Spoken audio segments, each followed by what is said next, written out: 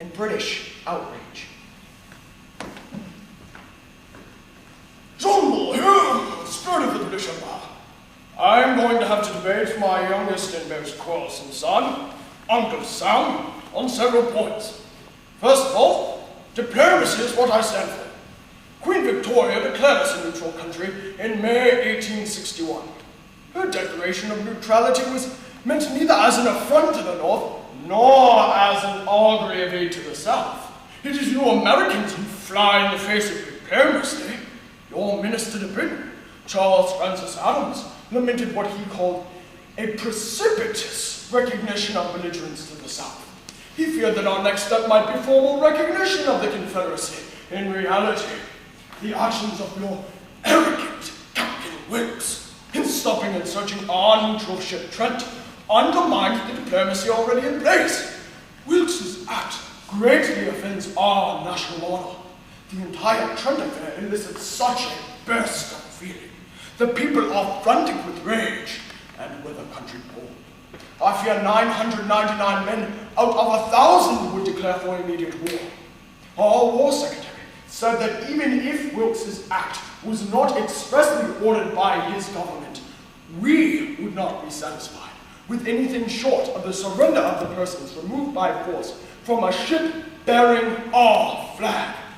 This failure of Captain Wilkes to allow for the proper adjudication of the Trent has brought the consequences of impending war. So it is you, Uncle Sam, who does not understand the meaning of diplomacy. You two gentlemen can debate all you like, but that does not change the fact that you cannot hope to survive without King Cotton, truly the ruler of the modern world. Now, without me, John Bull, your economy will fail. I have little use for diplomacy when I have economic leverage. Now, what would happen if no cotton were furnished for 3 years?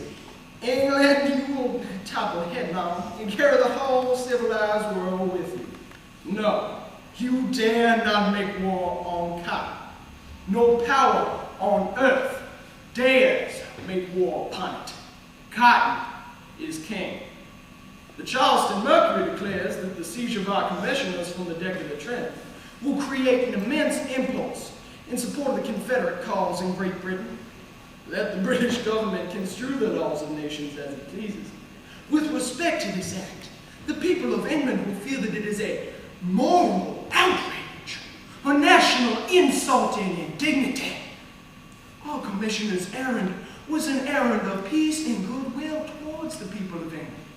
The Trent Affair's advance of the Confederate diplomatic action in Europe will be equal to a battle gained, and our commissioners will do us better service as captives than as ministers.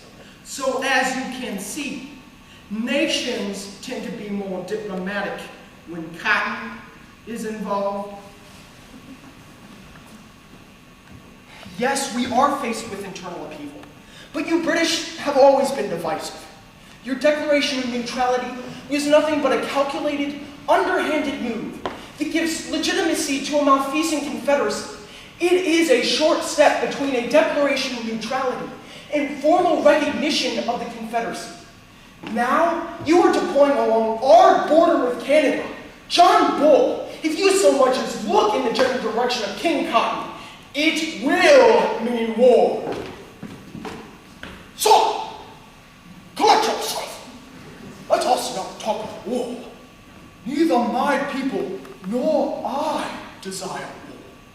But Her Majesty's government therefore trusts that the government of the United States will of its own accord offer the liberation of the captured gentlemen and a suitable apology for the aggression which has been committed. In his final act of diplomacy, Prince Albert advised Lord Lyons to consult unofficially with Secretary Seward. He is to prepare Seward for the ultimatum and ask him to settle with the President and his cabinet what course they would propose. Our royal couple has acted with diplomatic wisdom by leaving open the opportunity for Uncle Sam to disavow Wilkes' act. To give you Americans some credit, Seward listened seriously.